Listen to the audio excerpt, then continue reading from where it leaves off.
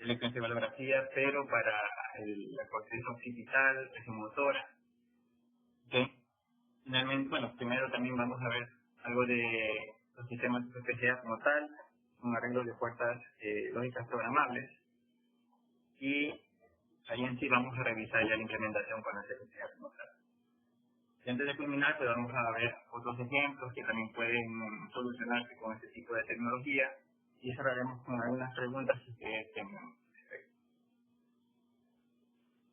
En primera instancia, las señales de electroencefalografía pues involucran toda la corteza, toda la región de la corteza del cerebro, y de los trabajos que he realizado hasta el momento involucran el procesamiento de la corteza occipital, lo cual tiene mucho que ver con estímulos visuales a los cuales se va a someter un sujeto o paciente.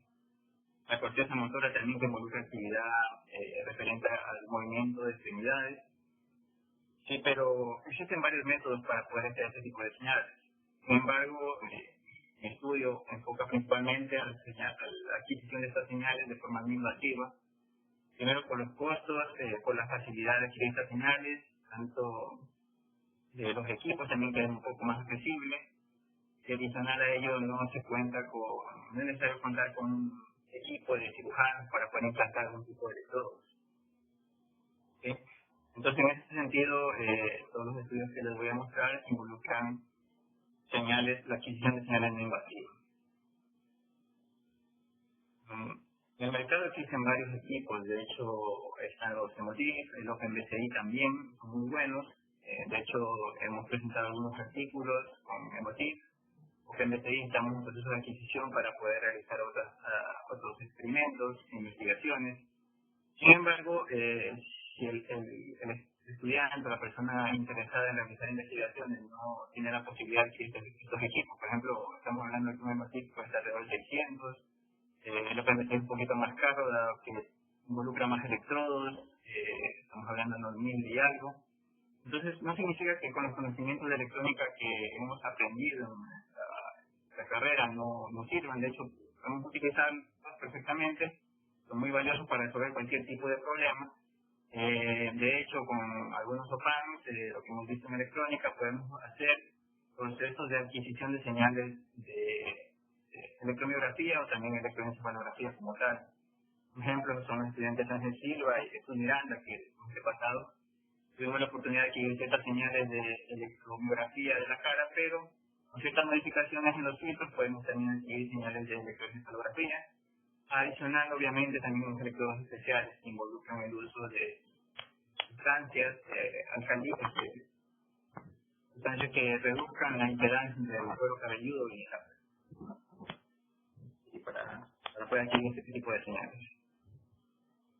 El objetivo de todo esto es adquirir estas señales, utilizar algún tipo de sistema de Arduino o alguna otra tarjeta o FPGA que permita digitalizar estas señales y poder enviarlas a un computador. Una vez que ya tenemos los datos en un computador, podemos entrenar algoritmos de aprendizaje supervisado o no supervisado para poder generar o realizar clasificaciones también o plotting de diseño. En ese sentido, aquí también vale la pena mencionar que existen varios algoritmos que son un poquito pesados. Sin embargo, podemos aprovechar, o también depende de la aplicación de ellos. Por ejemplo, estos proyectos que hemos realizado, investigaciones, consisten en embeber el algoritmo de aprendizaje supervisado dentro de la tarjeta como tal. En ese sentido, pues, eso nos limita un poco a utilizar algunas librerías de deep learning y más bien enfocarnos a optimizar estos algoritmos, ¿no? Entonces, en sí, depende de la aplicación como tal. Los ejemplos que vamos a revisar más adelante empiezan con algoritmos de aprendizaje no supervisado, que básicamente consiste en que el computador tú le dices cómo tienes que discriminar los datos que él posee. Claro, él lo hará de una forma no supervisada, obviamente él los dividirá en función de lo que lo que el algoritmo crea más relevante, ¿no? También vamos a revisar más adelante que eso sí se ha implementado en esta sociedad con algoritmos supervisados. Dado un label, una red neuronal como tal es capaz de aprender y eso nuevamente se replica en la tarjeta y esto ya es capaz de forma individual o de manera aislada de el proceso de aprendizaje ya es detectar futuros eventos, lo que vamos a revisar. Sí, entonces, estas aplicaciones, ¿para qué pueden servir? Después de todo, o sea, somos ingenieros, tenemos todo un background de conocimiento que básicamente nos permiten resolver cualquier tipo de problema. Y actualmente con toda esta crisis emergente, ¿no? Podemos utilizar estos conocimientos para dar una cierta aplicación a ciertas áreas que posiblemente no estén tan involucradas en nuestra carrera, pero sí después de todo se puede buscar un tipo de aplicación. Por ejemplo, el procedimiento de señales de electroencefalografía nos pueden servir perfectamente para hacer un Brain Computer Interface, ¿verdad? Y a la vez, pues, ¿por qué no? También puede servirnos para monitorear posibles pacientes, una especie de telemedicina, por decirlo así. O sea, podemos sentarnos a pensar y desarrollar ciertas aplicaciones enfocadas a la carrera. Telecomunicaciones, no hay ningún problema de eso. Esa es la particularidad o los beneficios de ser un ingeniero, que no tenemos ese límite, por decirlo de alguna manera. También podemos utilizar este tipo de aplicaciones para interacciones sociales también. De hecho, algunas ideas que se han barajado entre algunos proyectos consisten en interactuar varias personas a través de adquisición de señales de electroencefalografía sin que tú tengas necesidad de escribir o utilizar otro tipo de interfaces para enviar información. Entonces, hay varios interesados en este tipo de aplicaciones, obviamente en otros lados. Y una de las aplicaciones más fuertes y que posiblemente ustedes han escuchado es la de controlar prótesis activas o robóticas, lo cual también es un área bastante fuerte que puede involucrar algunas carreras, de hecho, ¿no? Bien, el primer trabajo que les voy a presentar consiste en utilizar algoritmos no supervisados y nos enfocaremos en la región de la corteza occipital, es decir, en esta área vamos a procesar señales que han sido generadas a través de un estímulo visual. Cualquier persona que vea algún estímulo visual, las señales que vamos a adquirir en esta región van a tener la misma componente de frecuencia del estímulo como tal.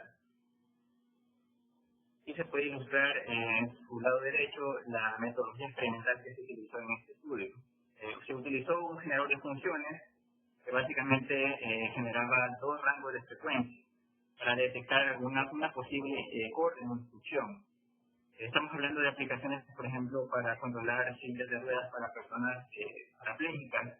Lo único que puedan es direccionar su visión y, por tanto, dirigir su atención hacia un estímulo visual de una frecuencia u otra. Y de esa manera el sistema puede detectar que la persona está queriendo mover la silla, por ejemplo, para un lado o para otro. Una aplicación nada más, por decirlo así, ¿no? Entonces, en este estudio se pensó en eso, justamente, generar dos estímulos visuales en estos rangos de frecuencias que ustedes pueden ver.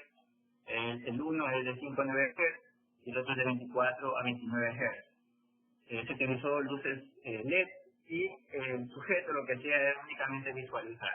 En el proceso de visualización lo que nosotros hacíamos era adquirir este tipo de señales utilizando el accesorio emotivo, el handset emotivo. Sin embargo, de todos los electrodos estamos utilizando, nos enfocamos solo en los de la región occipital, que son los dos últimos que ustedes pueden apreciar en este lado.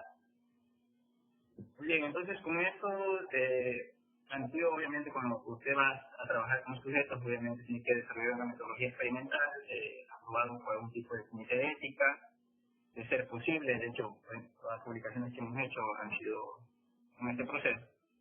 En este estudio se utilizaron 5 sujetos sanos, los cuales realizaban el mismo experimento 10 veces cada uno de ellos. La frecuencia mostrada del equipo fue configurado a 128 Hz. Este sistema tiene 14 canales para electrodos, sin embargo, contando también a los de referencia tierra. Sin embargo, solo nos ocupamos de procesar y adquirir de la región occipital, que son los electrodos que presentan este tipo de handset. Como vemos en este estudio nos enfocamos en la parte de adquisición de datos, buscar reclutar voluntarios y todo eso, ¿no? Y básicamente el rango de frecuencia de 1 a 9 Hz, perdón, de 5 Hz representa un clúster 1 o una tarea 1 o como ustedes quieren llamarlo, algún tipo de actividad que quiera hacer la persona, si quiere detectar, si estuviese sentado y no tuviera otra posibilidad que dirigir su atención hacia un estímulo u otro, ¿no? El segundo clúster o rango de frecuencia va de 24 a 29 Hz y la duración de cada una de estas tareas o de visualizar cada uno de estos estímulos es de 19.5 segundos, ¿no? Entonces, aquí podemos apreciar a un voluntario mientras está siendo sometido a un estímulo visual. Obviamente esto fue diseñado y acondicionado para que no exista perturbación o ruido externo, principalmente hablando de las luces fluorescentes. Aquí está puesto el emotiv, o el Hansel, con los dos vectores de la región occipital. Obviamente también está igual nos interesa solo lo de la región occipital. Dicho eso, es importante mencionar que las señales de electroencefalografía son señales que van en el orden de los 10 microvoltios o centenas de microvoltios hasta la decena de milivoltios. Es decir, son señales muy susceptibles al ruido. Debido a que el rango de voltaje es muy bajo, adicional a ello tenemos que sumarle el movimiento relativo de los electrodos con el cuero cabelludo, el tejido adiposo como tal. Entonces todo eso, la frecuencia cardíaca, parpadeos y todo eso, entonces son ruidos que se involucran en el proceso de adquisición y obviamente hay que filtrar, ¿no? Entonces, en este proyecto, en este trabajo como tal, lo interesante es que los filtros que se utilizaron con el Butterworth de tercer orden, de doble pasada, tenían que involucrar las frecuencias que hemos utilizado como estímulos. Vamos a ver más adelante otro trabajo en el cual se involucran ya filtros en función del tipo de señal que se pretende adquirir. En este caso, obviamente, son estímulos visuales y sabemos cuáles son los comportamientos de estas frecuencias, así que he dimensionado el filtro en esos rangos netamente, ¿no? Una vez estas señales filtradas, como vemos, sin filtrar, las señales tienen una tendencia óxido o componentes de C o artefactos de C, ruido básicamente, componentes de baja frecuencia, de alta frecuencia también puede ser de la toma eléctrica, si es que este tipo de sistema está conectado directamente a la toma. Pero luego de filtrados se puede apreciar aquí la señal como queda, ¿no? Entonces obviamente esto también se lo puede representar con una transformada rápida de Fourier para ver la densidad espectral de potencia, como que más adelante vamos a apreciar cómo las componentes de baja frecuencia se atenúan y obviamente tenemos una señal más limpia con la cual podemos trabajar. Todo este proceso de la adquisición que ya fue mencionado, ahora estamos trabajando, estamos analizando el proceso, el preprocesamiento estacional, porque obviamente hasta llegar al clasificador hay que hacer un trabajo previo. Entonces, parte del preprocesamiento de este tipo de señales con riesgo es filtrarla. Luego de ello viene el bloque de extracción de características. Para este trabajo en particular se consideraron características temporales en frecuencia. Por ejemplo, se sacó tanto en tiempo como en frecuencia la varianza de estos dos electrodos en la región occipital del cerebro, la covarianza entre estos dos electrodos, la correlación entre estos dos electrodos, y solamente para la señal en frecuencia, estamos hablando de que esta misma señal de representación temporal que hizo su respectiva transformada de Fourier, rápida de Fourier, para poder sacar estas características específicas. Entonces se buscó el Witchmax, es decir, en qué frecuencia se tiene la mayor densidad espectral de potencia como una característica, y también los mínimos y máximos de la media de este tipo de señales en tiempo y en frecuencia.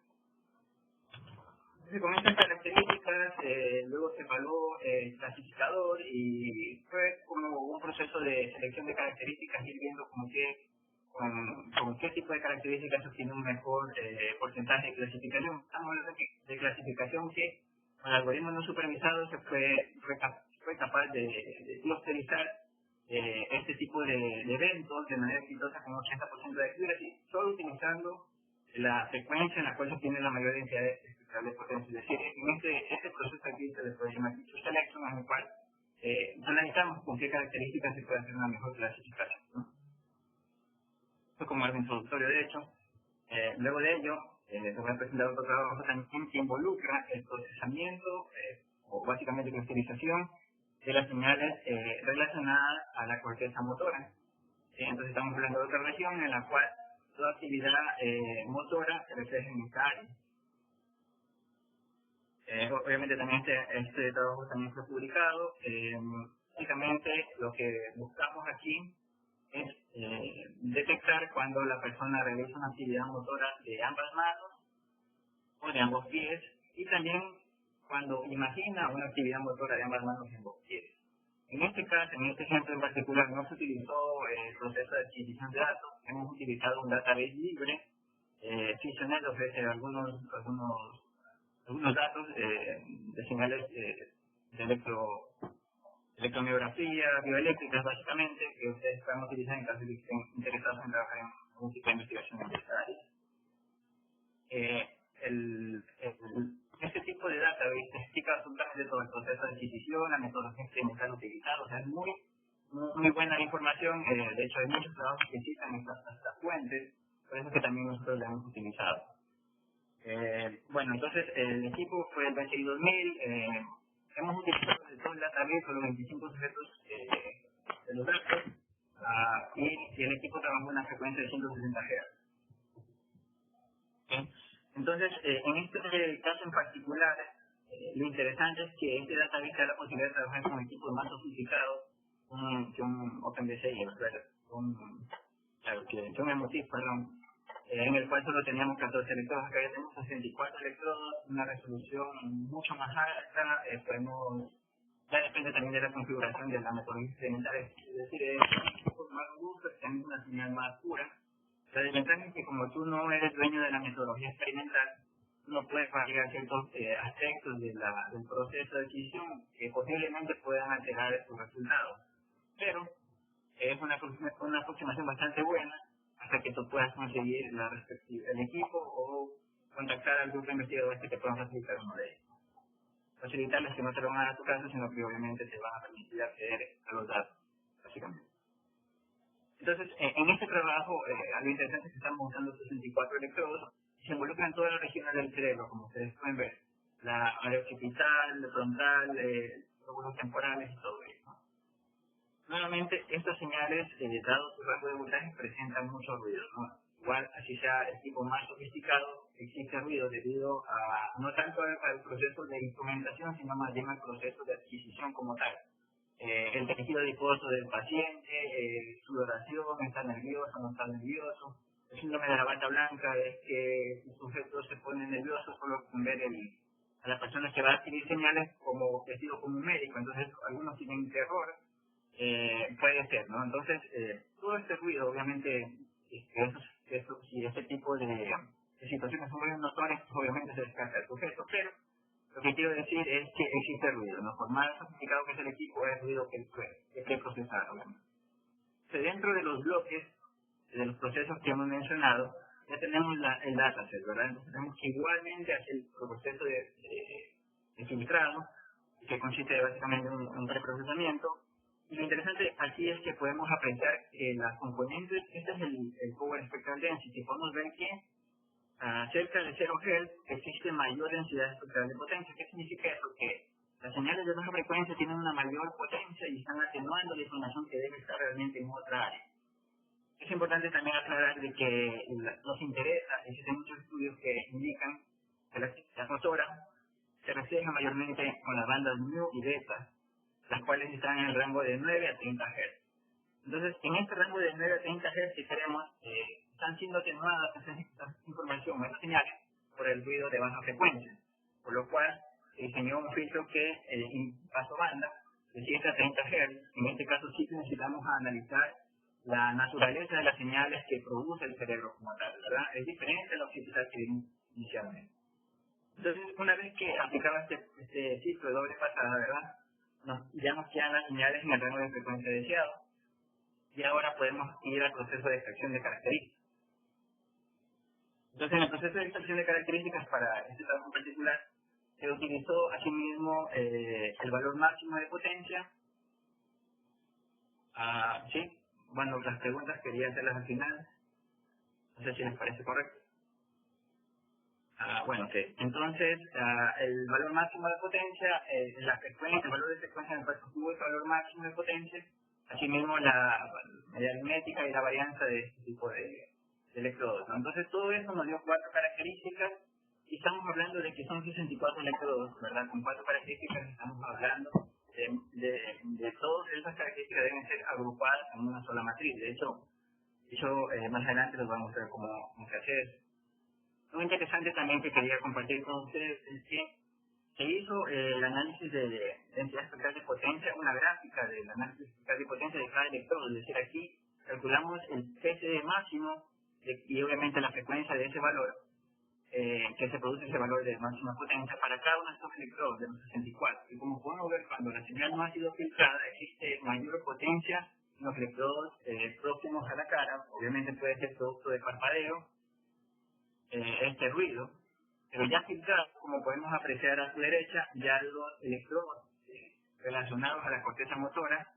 Esta es una vista superior, obviamente, de la corteza del cuero cabelludo. Se puede ver que están estos electrodos relacionados a la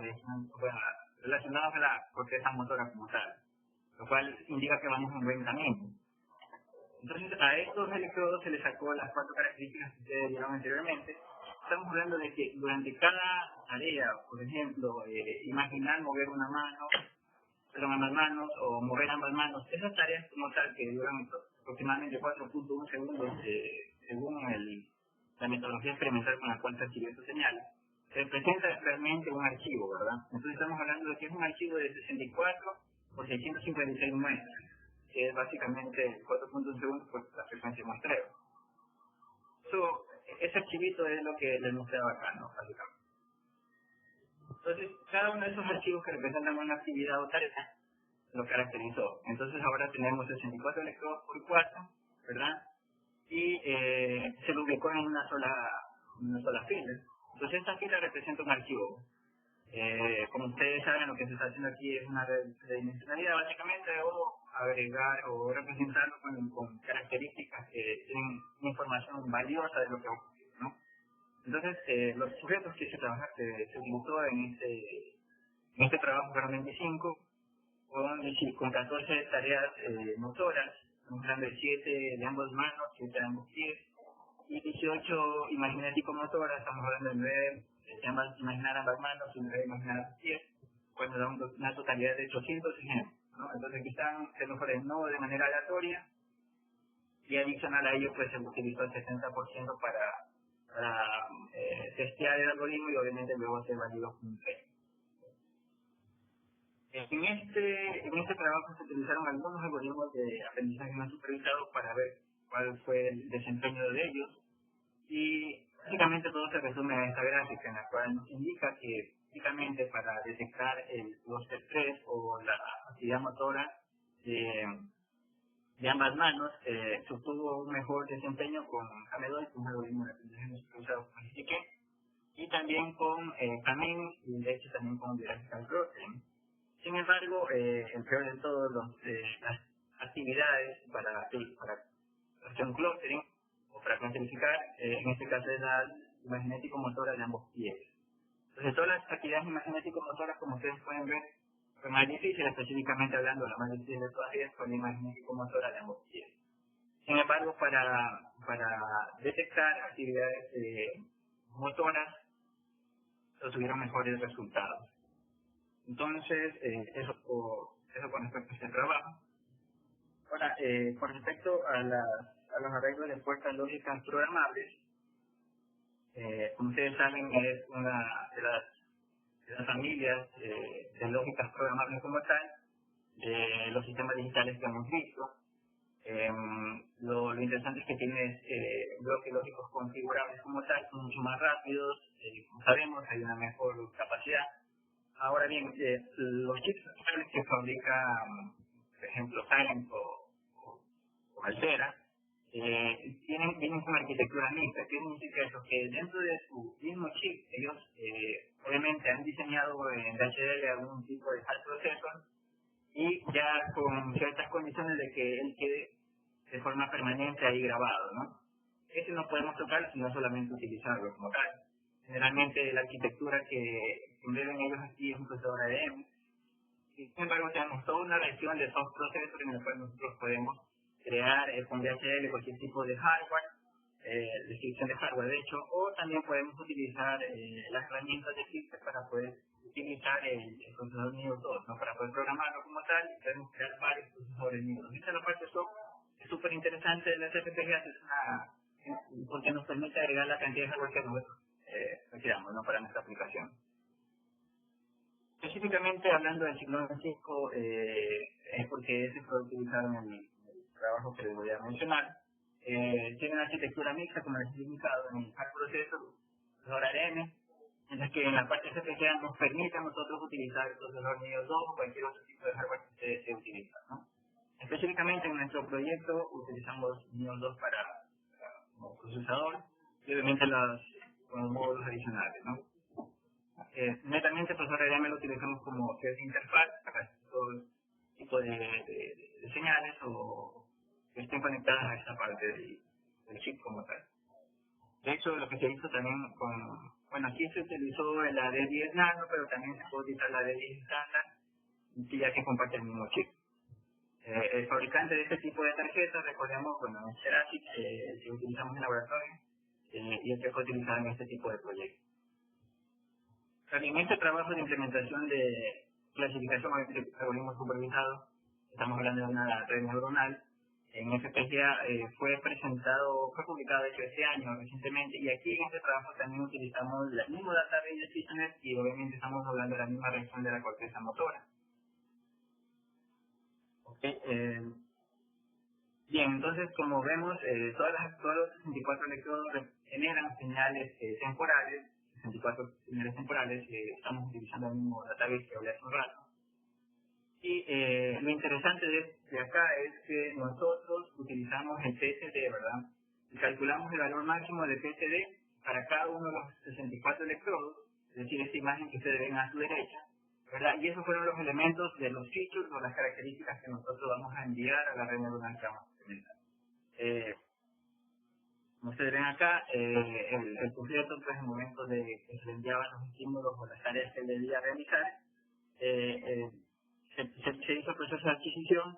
En este caso utilizamos solo 8 sujetos. Cada tarea, cada actividad motora que realizaba el sujeto representaba 656 muestras por 64 electrodos. Estas son las características iguales a las anteriores que hemos revisado, y esta vez lo que hicimos fue sacar los valores sacarle primero la densidad espectral de cada electrodo, calcular el valor máximo y eso, agregarlo como un feature. Obviamente estamos hablando de 64 features, y como estamos hablando de estos sujetos con 2 tareas, y eso es algo que les había indicado, en este trabajo en particular nos interesaba diferenciar cuando la persona realizaba una actividad motora y cuando realizaba una actividad cinético-motora, es decir, siguiendo el proyecto del trabajo previo, y nos interesamos más en enfatizar lo diferente de este tipo de tareas, ¿no? Entonces, por eso es que ahora hemos utilizado solo estas dos tareas para los datos, y estamos hablando de 128 ejemplos, en los cuales obviamente están las tareas que realizaron o las 16 tareas que realizó cada uno de los sujetos, mezcladas obviamente de forma aleatoria. En esta ocasión se utilizaron los labels 1-0 para motora y 0-1 para imaginético motora. Esto es el orden básicamente que se utilizó para entrenar la red neuronal en MATLAB. Bien, entonces aquí se utilizó básicamente una MLP. Algo interesante de este tipo de redes es que tú le indicas cuál es la entrada y obviamente en el proceso de aprendizaje dices cuál deberá ser la salida. Lo que hace es, en el momento del entrenamiento, ajustar los valores de las matrices, ¿verdad?, los pesos, a obtener los mismos resultados en futuras ocasiones. Obviamente no estamos queriendo hacer un overfitting, así que utilizamos un 70% de datos para proceso de entrenamiento y un 30% para validar. Este tipo de red es súper manejable, súper sencillo de implementar y poder realizar en este software. Y posteriormente a esto, este tipo de algoritmo, ¿verdad?, fue convertido a lenguaje C para poder embeberlo en el procesador NIO 2 ya en la FPGA como tal. Entonces este es el bloque que se formó en parte del soft processor de la FPGA. Primero tenemos el bloque de lectura de los datos. Como sabemos, los datos ya fueron adquiridos por las personas que realizaron la metodología experimental. Nosotros solo utilizamos el database directamente, lo caracterizamos. Una vez ya caracterizado, lo guardamos. Este archivo de aquí que les indiqué, 65, obviamente, por 128, ya guardado en una micro SD, y eso es lo que leía la red neuronal, porque con eso obviamente se entrenó a ver. Entonces lo que hacíamos era leer cada uno de las filas de este archivo, enviarlo a la red neuronal ya entrenada previamente y compararlo con el label, obviamente de esa forma ir calculando el accuracy, ¿no? Entonces es importante mencionar que este tipo de sistema implementado en la FPGA no fue entrenado en la estrategia como tal, fue un proceso de post-adquisición y entrenamiento en MATLAB, en un computador, un ordenador que obviamente con los recursos computacionales lo hizo en segundos o minutos, y luego ese algoritmo fue embebido en el nivel 2, en la parte del subproceso de la FPGA, específicamente hablando de la D10 Nano que fue utilizada para este trabajo. Entonces, algo interesante de los resultados fue que tuvimos un 92.1% de accuracy para detectar la actividad motora de ambas manos y 93.8% para detectar la actividad imaginativa motora.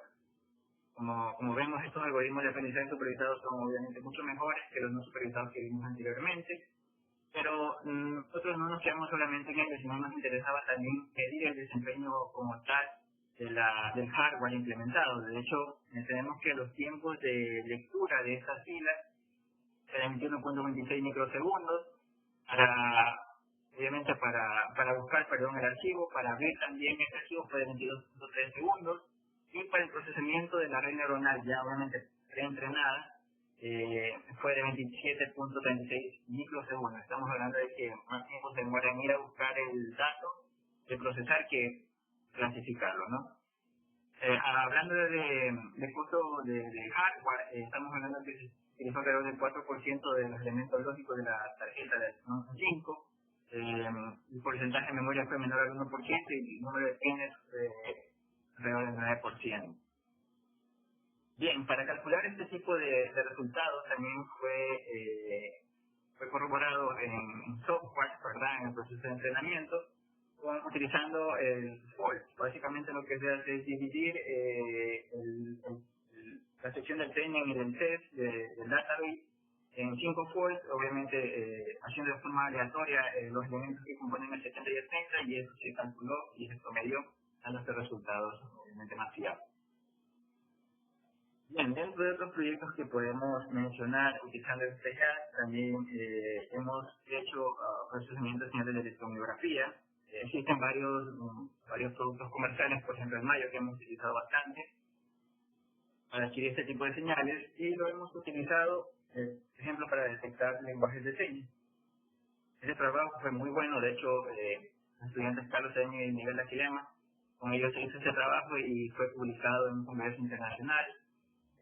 Fue algo súper chévere porque utilizando la actividad electromiográfica se puede detectar la letra del lenguaje de señas que está haciendo la persona, y de esta manera inclusive podemos hacer de que el sistema o la FPGA o cualquier hardware que usted utilice lo hable, ¿no? En caso de que usted no lo comprenda. Entonces, esa fue una aplicación bastante interesante, se vendió la idea de esa forma y pues fue publicado. Otro logro bastante interesante fue con los estudiantes de Carlos Sánchez y Juan Solano, con los cuales se obtuvo el tercer lugar en el Innovar FPGA del año pasado. De hecho, ellos les fue súper bien. Lo interesante aquí fue que se están viendo ya algoritmos de machine learning dentro de las FPGAs para realizar o resolver problemas comunes, ¿no? Entonces, fue una bonita temática y fue presentada pues el año pasado y esperamos este año mejorarla, ¿no? Aquí también estamos revisando que el proceso de implementación de la red neuronal utilizada en este trabajo, justamente también hablando de lenguajes de señas, sino que en este trabajo se agregó sensores inerciales que detectan el movimiento de las manos y obviamente se predice cuál es la letra o cuál es la palabra del lenguaje que está transmitiendo la persona, ¿no? Entonces fue una variación bastante interesante y también tuvimos buenos resultados y que esperamos publicarlos pronto, ¿no? Entonces ahora sí, no sé si tienen alguna inquietud. Se escucha. Recuerden, pueden hacer las inquietudes mediante el chat o mediante la sección de PIR.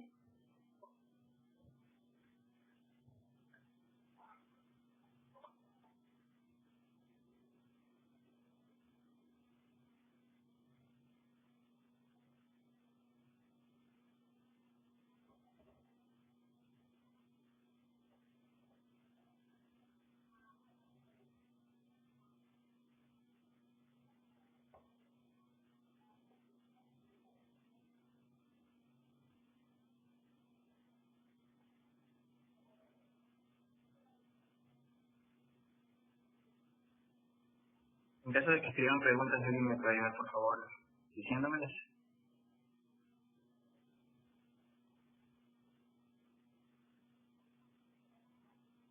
También pueden levantar la mano para activarles el sonido, hacerlo un poco más amistoso.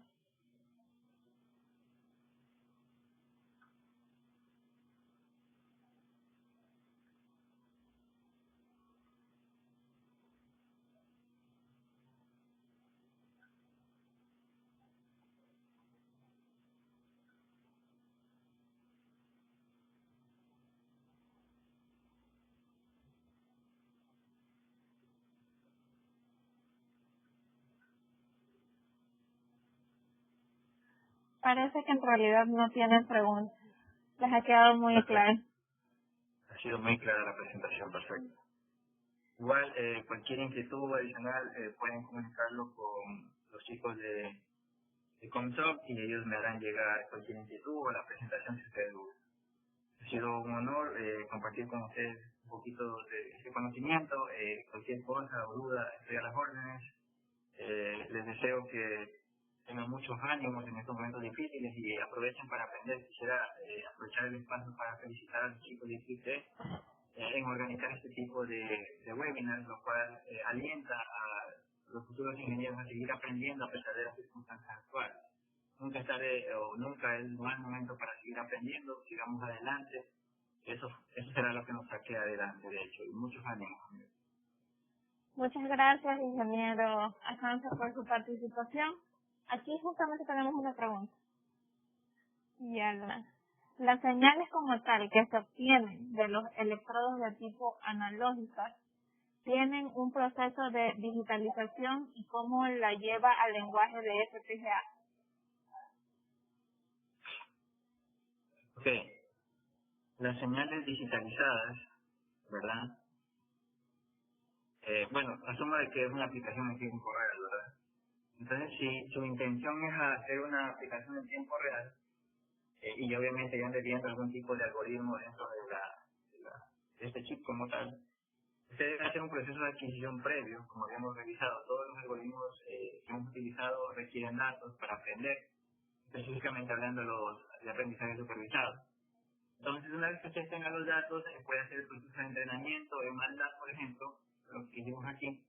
Una vez que ya entrenamos la red neuronal, convertimos esto al lenguaje C, ¿no? Entonces, hay varios métodos. De hecho, algo interesante fue que con el grupo de estudiantes logramos convertir esto al lenguaje C, pero a mano. Entonces, eso fue un trabajo porque también existen varios toolbox que se convierten el lenguaje de MATLAB o el archivo .mat a .c, pero incluyen demasiadas librerías y nuestra intención era consumir la menor cantidad de elementos lógicos de la FPGA como tal. Entonces, sí existen varios métodos. También la otra forma es analizar y ver que MATLAB es un lenguaje bastante amigable. Te permite entender cuáles son los procesos matemáticos que se están haciendo con las matrices. Puedes convertirlo, obviamente, hasta tener todo esto en lenguaje C. Luego de que ya tienes esto, ¿verdad? El sistema implementado dentro de la FPGA puede tener un procesador Nimbus 2. Y este procesador como tal, estamos arriba, y este procesador como tal permite aquí en esta región, ¿verdad? Implementar algoritmos en lenguaje C. De hecho, aquí tenemos un procesador Nimbus 2 que está ejecutando esa red neuronal en lenguaje C. Y estamos hablando de que este procesador Nimbus 2 obviamente consiste en unos elementos lógicos configurables que está ahí, ¿verdad? Entonces, luego de esto, ¿verdad? La FPGA como tal, si bien es cierto, tiene varios chips de convertidores analógicos digitales, pero no es de conectar directamente ahí las ventosas o los electrodos de electromiografía o electroencefalografía. Necesitas una instrumentación adicional, y por eso fue que al inicio de esta intervención les comentaba que es una electrónica analógica que permite amplificar estas señales porque son señales muy pequeñas, muy susceptibles a ruido. De hecho, la misma impedancia entre el cuero cabelludo y los electrodos como tal produce ruido y eso hay que reducirlo, ¿no? Entonces, de hecho, hay muchos trabajos muy interesantes que buscan utilizar otro tipo de tecnología, por ejemplo, pueden ser elementos ópticos, bobinas. De hecho, por eso es que de ahí nace la resonancia magnética funcional.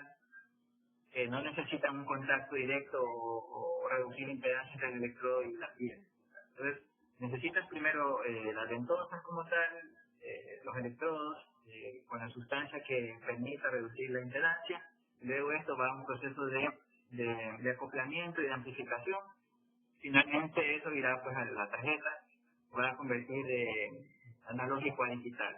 Una vez que ya tienes esa información convertida a digital, ya obviamente ya has realizado previamente el proceso de entrenamiento de algoritmo que vayas a utilizar, lo envías directamente. El algoritmo que ya estaría en FPGA lo que hace es directamente aquí coger y clasificar y decir, ya estás queriendo mover la mano, entonces yo voy a cerrar o la prótesis o yo voy a aprender a apagar las luces de la casa. Se puede hacer muchas cosas de esa manera, pues, y ese sería el proceso, respondiendo a la pregunta, ¿no?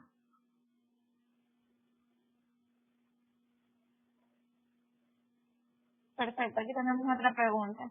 ¿Tendría alguna modificación el prototipo para personas daltónicas en el caso de las lecturas neuronales por visualización? De hecho, hay trabajos, o sea, yo creía que sí, porque hay trabajos en los cuales el estímulo visual, por ejemplo, el que hicimos nosotros era con este tipo de gafa, diría yo, un solo estímulo visual, ¿no? Pero hay trabajos que sin gafas colocan simplemente un estímulo visual a una distancia y otro estímulo visual a otra distancia. Pero eso en el caso de que sea un poquito un problema de miopía, ¿verdad? Pero para los daltónicos, si es que no utilizas un estímulo visual de cierto color, yo creería que no, porque igual el estímulo visual se refleja a la misma frecuencia. No sería. Los daltónicos no. Porque la actividad en la corteza occipital se ve, es igual a la frecuencia del estímulo, pero no depende de la longitud de onda del estímulo, o sea, entonces no. Entonces, no depende. Si tú tienes miopía, sí, pero si eres daltónico, no. Perfecto, ¿alguna otra pregunta?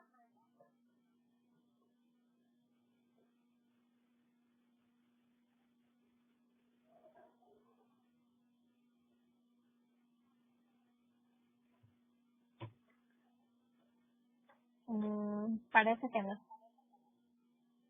Igualmente, como mencionó el ingeniero, en nuestras redes sociales podemos tranquilamente contestar sus dudas, no hay ningún problema.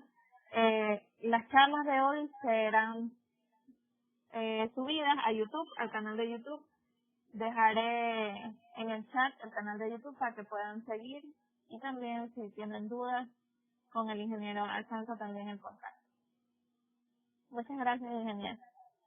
Gracias a ustedes por la oportunidad. Muchos ánimos. Y sigan adelante.